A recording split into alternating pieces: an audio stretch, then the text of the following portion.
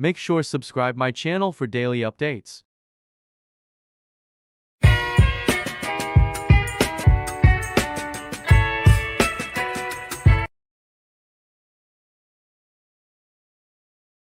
Section 1.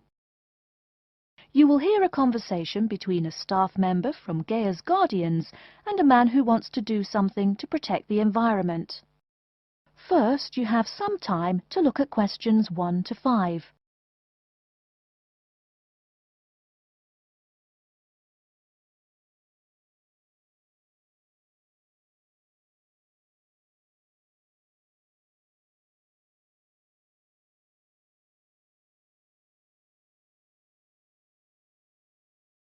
You will see that there is an example which has been done for you.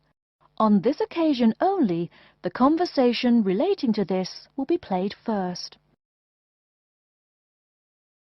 Hello, how may I help you? Well, I've been seeing these yellow boxes in front of a lot of houses in my neighborhood.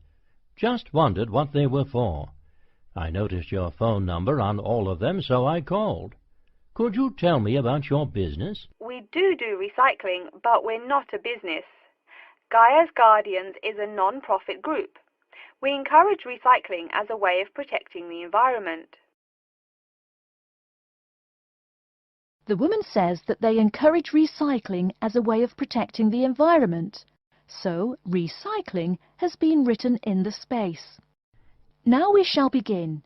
You should answer the questions as you listen, because you will not hear the recording a second time.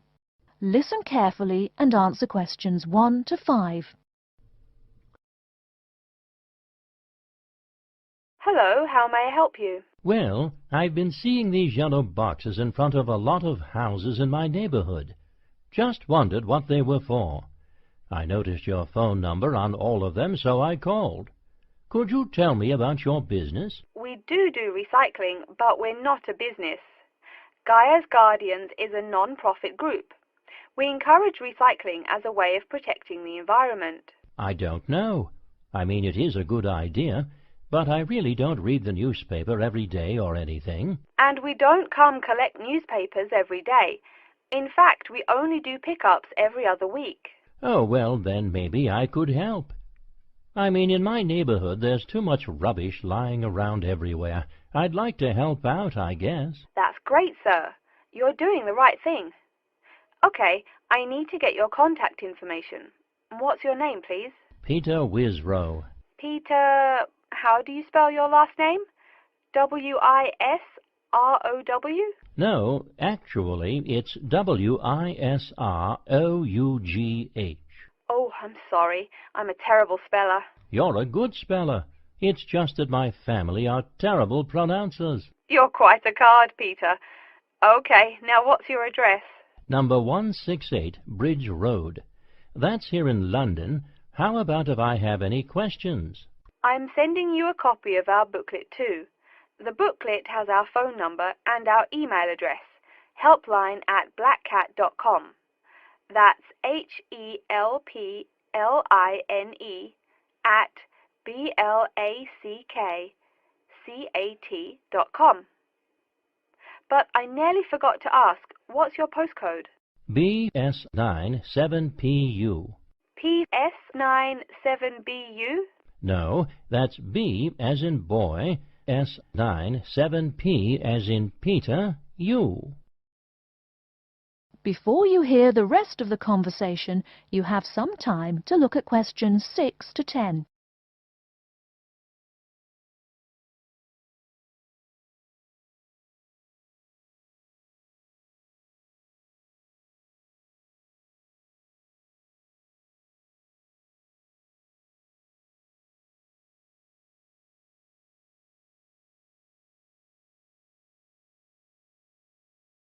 Now listen and answer questions 6 to 10. So I'm guessing those yellow boxes I saw are for recycled newspapers. Yes, that is correct, and it's free of charge. Wow, that's good news.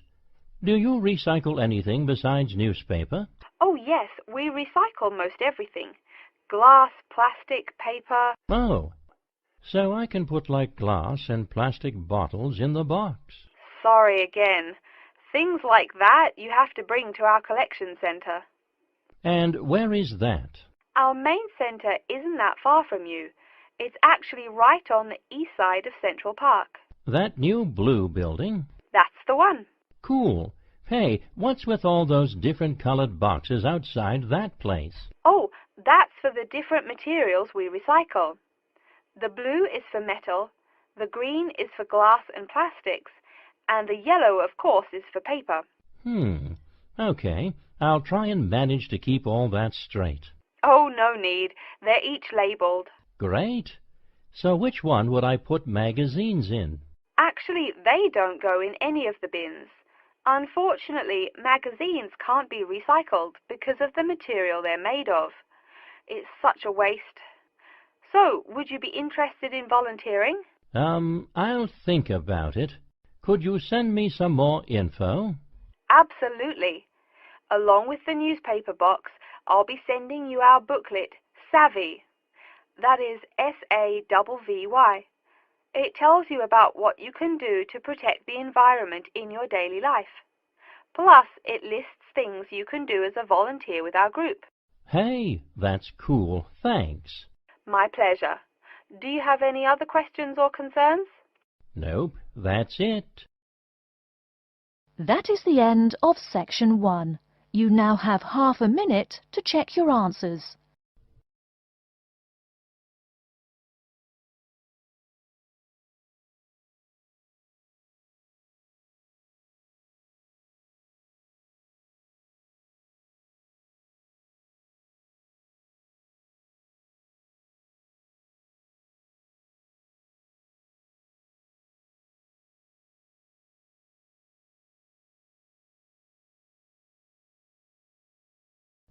Now turn to section 2.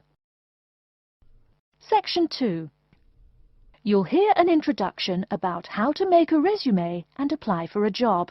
First, you have some time to look at questions 11 to 17.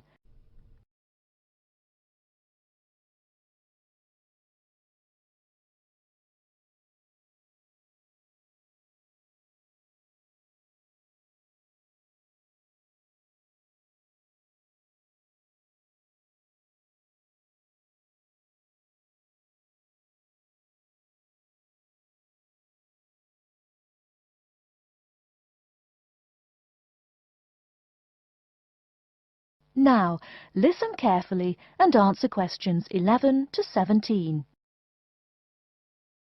Welcome everyone to today's seminar on CV and interview skills. Remember, your CV is probably the most important document you will ever write. It opens the door to your career, and that job interview is probably the most important meeting you will ever attend. It's like stepping through that open door. So let's roll up our sleeves and get down to work, shall we? First of all, I cannot possibly tell you everything you need to know about writing a resume in the time we have. But let me tell you that there are dozens of great websites on the internet. These will give you all the suggestions you need. If you look at the paper I gave you, you will see a list of the dozen most popular sites. I can mention a couple of important points, however. One is that your CV or resume should not be too long. A page is about right. Why? HR departments do not have the time to read long documents. Too many people are sending too many CVs. After all, the economic crisis of 2008 is still very much alive. Everyone needs a job now.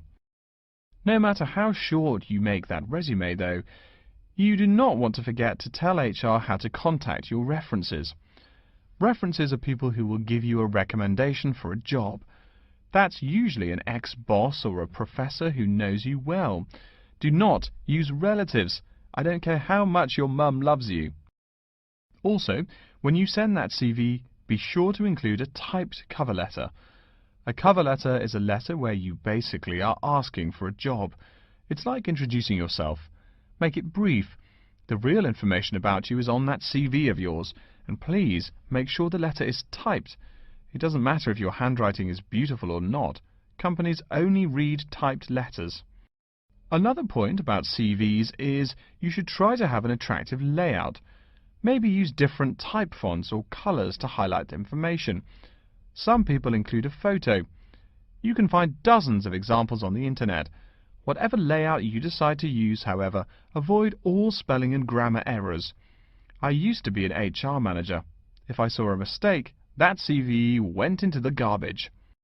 Something you write in a CV is a description of your skills and experiences in an interesting way. Mention training too. I mean, these are what get you hired. Do not just say, I have lots of experience, or I have many skills. Tell that boss what you did, for what company, and when. Better, tell him how well you did it. Don't just say, I sold houses. Say, I sold £2 million worth of houses in my first year. That is, say something to make the person reading excited and curious. Finally, speaking of CVs, it's sad, but some people actually forget to provide a contact number. That's pretty silly. You wrote a great CV, you have HR dying to meet you, and they don't know how. You forgot your phone number. Oh sure, if you apply online they have your email address, but you just showed them you're forgetful. Why are they going to want to talk to you after that? Before you hear the rest of the talk, you have some time to look at questions 18 to 20.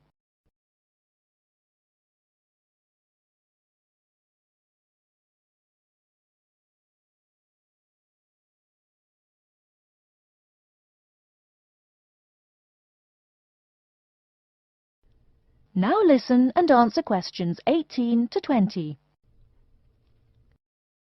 Alright, moving on to the actual interview. I'll go over what you need to know by the end of it, and what you can discuss and negotiate on later once it looks like you'll be offered the job. First, there's working hours.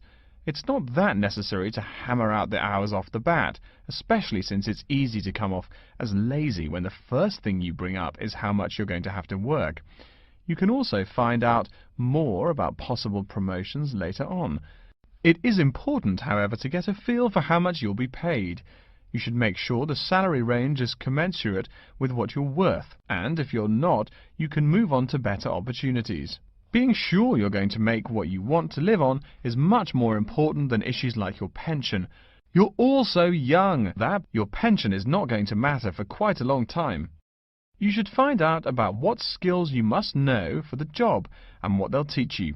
In addition, if the company will provide training, you should find out how long the training period is and whether it is paid.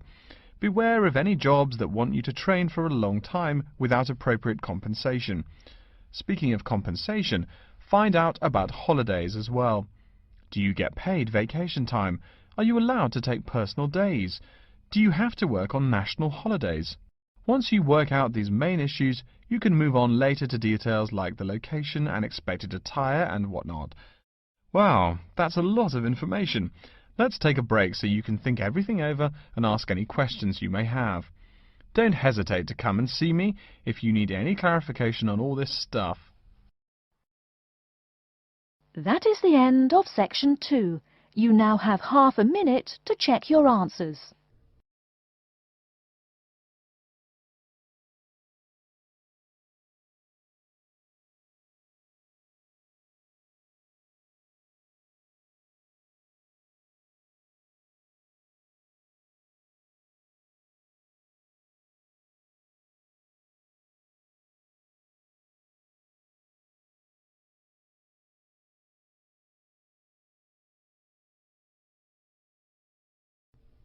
Now turn to section 3.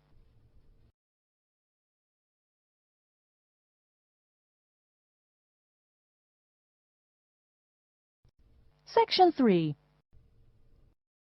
You will hear a man called Frank talking to Dr. Lindsay about what he should study if and when he returns for further classes.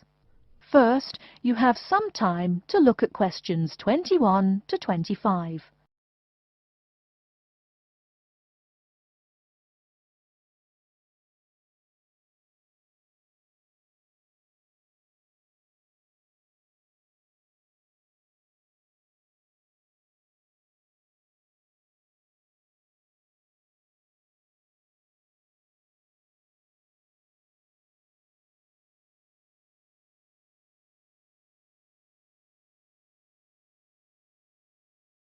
Now listen carefully and answer questions 21 to 25. Hello, are you Dr. Lindsay, the returning students advisor? Yes, that's right. Are you Frank? Your appointment wasn't until 2, but that's okay. Please come in and have a seat. Thanks. I like to arrive early whenever I have anything to do. That's certainly a praiseworthy habit. Let me see. It looks like you've taken a long break from school, and I understand you wanted to have a chat about what you should study if and when you return for further classes. It's such a big challenge. I don't know if I'm crazy for doing this or not. Believe it or not, I know exactly what you mean. Before I began working here at the university, I taught primary school for nearly 10 years. It takes a lot of courage to go back to school. I feel more shy and scared than the primary students I teach. In the schools I taught, I found today's youngsters are very sure of themselves. In terms of intelligence, I have a lot to teach them, and the maturity level of much of my class leaves something to be desired. But in terms of confidence, wow, a lot more confident than I am now, that's for sure. Stop fretting. A brave man is a coward who refuses to run. Let's talk about your strong points. You seem an intelligent man. What is it you would like to study? You see, I've been teaching children for a few years, but I think I'm happier teaching adults. I think teaching students in middle school is much more satisfying because they end up being much more grateful for your work. If I may ask, what got you interested in teaching adults? A lot of things, I guess. I met my future wife back in my first year of college. She always complains that I was more interesting then. She says that now I talk like I'm 7 years old. That's probably from being with children all day. Again, I know just what you mean. My husband used to say the same thing about me when I taught kindergarten. Anything else? Well, yes. Fairly often now I run into former students and we talk. Some of them are getting close to being grown up. I guess I think more and more about how people develop over time. So I'm interested in the results of education, you know, the final stages. I see. Well, coming back to the university can be both difficult and very rewarding. There are some problems unique to returning students, you know, older students like yourself. What do you think is your greatest weakness? Well, I actually think my confidence is getting better. I'm definitely overcoming my introversion and starting to be much more comfortable in front of a class. To tell you the truth, I'm afraid I'm rather behind the times about many things. It's more difficult for me to chase after the popular things youngsters are fond of, such as iPhone, Twitter, if you name it. I think I understand.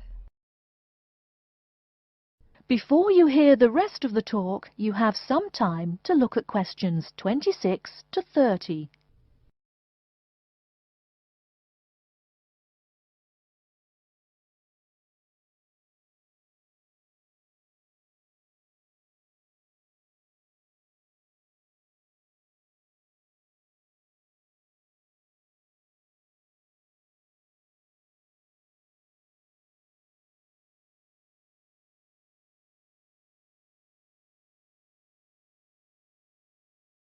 Now listen and answer questions 26 to 30. How old are you? 35? People at your age still go back to school for further education. I was a bit the same way. I mean, I didn't study at university till after I had a family, a husband and one child. My point of view was a lot different from your average 18-year-old girls, I can tell you. Gee, that sounds pretty rough. A family and college? Clearly you weren't unsuccessful, though. It was, Frank, it truly was. My first term at school was extremely stressful. But, excuse me, you're not here to listen to my life story. We're talking about your plans. Is there anything unique I should know about you or your past experience or plans? I'm afraid not. There is nothing interesting about my career or plans. It's really not too impressive. Now, I forbid you to talk like that. This is your one life, and if you're not interested, why bother living it? Don't be so humble, Frank. Okay. My wife says I'm a wimp. Let's talk about your dreams a bit. You want to teach adults, you said. What would you like to teach them? Well, when I first came to college, I really liked languages and literature. A lot of people have told me that for practical reasons, it would be more rewarding to choose business management as my major. But I made up my mind to study liberal arts once I got the idea of going back to school. I must say it's refreshing to meet someone who knows there's more to an education than computers and finance. Let's have a look at the university course catalogue. Excuse me, Dr. Lindsay, before we do that, could I maybe ask you some questions about changes in university life? I think I need to discuss that so I know what to expect. Of course, I'm here to help you. The biggest thing to get used to is the change in technology. Professors present things on huge screens, many of which are interactive computerized whiteboards. You can write on them still and use them like a touchscreen. They're really handy. No more sloppy scribbled notes on the projector. Let's see, I doubt you'll be living in student housing, so I won't go into all the improvements there. Another major change that you'll enjoy is the plethora of resources available for students. As a student, you have 24-hour access to the gym and library privileges that include the use of school computers to scan, copy and print, and of course the media library, which contains movies from all genres and most of the movies listed on AFI's top 100 movies of all time. The dining facilities are also not what they used to be. They offer choices for all diets, and you can expect a hot meal any time of day. Wow, things really have changed. I'll be sure to utilize all those great facilities in my time here. Thanks for all your help, Dr. Lindsay. I think that's all the questions I have for now. That is the end of section 3. You now have half a minute to check your answers.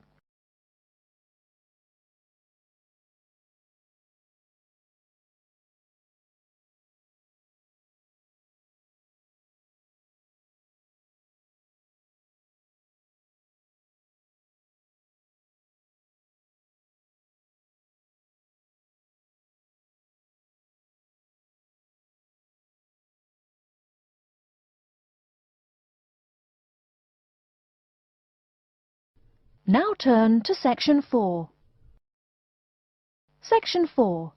You will hear an introduction about the curriculum and facilities of Wassamata University.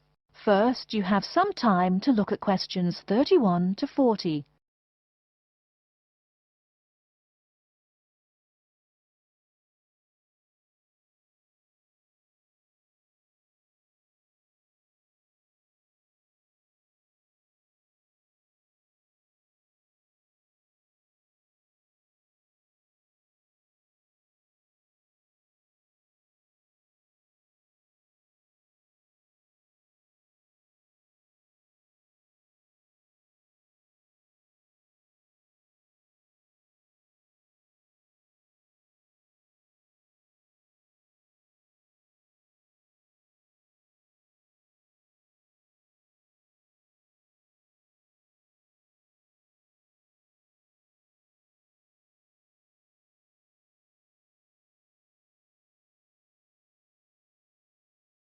Now listen carefully and answer questions 31 to 40.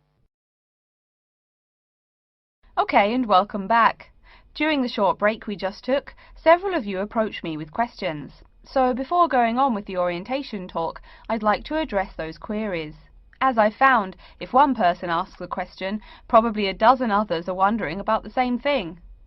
The first question is whether Wassamata University employs modules technology as an instruction method. The answer is yes, we do. At least that's what the university catalogue says. If some of you don't understand what modules technology is, don't worry. I googled the word but couldn't find it. Apparently though, it's a method of broadband wireless access. At least that's what an American company's website told me. But again, don't worry. If you need to know something more, your professor can tell you. Another question someone asked me was what tomorrow's workshop on research methods and skills was about. Well, research skills include any method you can imagine for finding and presenting any information you need. That's not just schoolwork either. Writing English, the native language for most of you, and finding a job are also research skills. And yes, those will be addressed in tomorrow's workshop. As you know, Wassamata University is one of this country's premier universities for the study of the dismal science, economics. Some of you, it seems, want to get a jump on their classmates. During the break, half a dozen of you came up and asked me where to find economics tomes. I know it's odd, but this school's library holdings are divided up between two libraries. Economics books are in the old library. If you look out of the window behind me, you can see it. It's the red brick building. Oh, before I forget, you economics types also need a lot of math, am I right? Well, those math books are neither in the old library nor in the new one. They can be found in the math department building. Why am I telling you this? Doesn't the invisible hand guide economists? Maybe it's good you asked. In 2008, that hand shoved most of the world economy off a cliff, didn't it? Now, I realize that most of you couldn't bring a computer printer or a photocopier from home. So I'm sure you're already wondering where you can copy things like term papers, internet articles, and things like that. I have some good news and some bad news. The good news is that there are a number of places you can make copies. These include both libraries and the Student Union building. Now the bad news. I'm sorry to say, most classroom buildings and academic departments do not have copiers students can use. So most of the large buildings you see around campus do not have copiers for students. The copiers there are reserved for professors and office staff. Oh yes, I nearly forgot to tell you. If you need to have printing done, all the copiers available to students are laser printers. Plus, for your convenience, you can pay using prepaid cards. You can get those in the Student Union building. That just covers the questions put to me. If you have more, please see me during the next break at 2:15. Right now, though, I'd like to start to give you a rundown on the various facilities here on campus. That way you won't get lost so easily in the weeks to come. I've been told that this year's incoming class features a large number of married students and parents. So you must be wondering where to put the baby while you're in class. Okay, right now we're in the Student Union building, right? Remember the big doors in front where you all came in? If you go out of the building, you can see the nursery is just on the other side of this building. It's only about 20 meters away. Convenient, eh? Next, we're all from different places around the country. Some of you are from other countries. That means we're pretty likely to get sick during the first months of school as we expose each other to many new viruses. So where's the doctor? Of course, you need to find the Medical Services Centre, which is on the right as you leave the building. Remember, that's the second building on the right. And if you look out of that window, you can see a lot of antenna and satellite dishes on the roof. So that's what we call the Media Centre. Yeah, I know, I think it's confusing too. The Media Centre is next to the Medical Centre. The chairwoman of the journalism school on the first floor doesn't like it when people who wander in there mistake her for a nurse.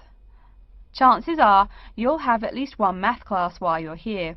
That red building there, just outside to the left, is the math department building. I know, it looks about as old as the subject of math, but I assure you that the inside is equipped with state-of-the-art classroom equipment, including interactive chalkboards and surround sound in every room. Oh, can you see the back building there? Yes, behind the Media Centre. Quite new, isn't it? That's the new library, just decorated. They're back to back, you might say. If you look just to the left of it at the lower, older-looking building, you'll find the old library. It's nice and quiet, perfect for those marathon study sessions during exam week. Since the weather is so nice, why don't we stop looking at our maps, but go for a walk around the campus? That is the end of section 4. You now have half a minute to check your answers.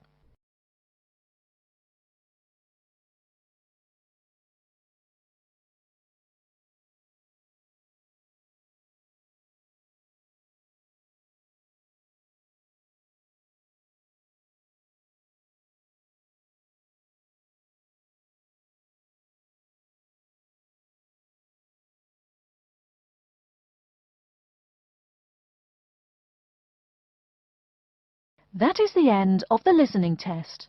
In the IELTS test, you will now have 10 minutes to transfer your answers to an answer sheet.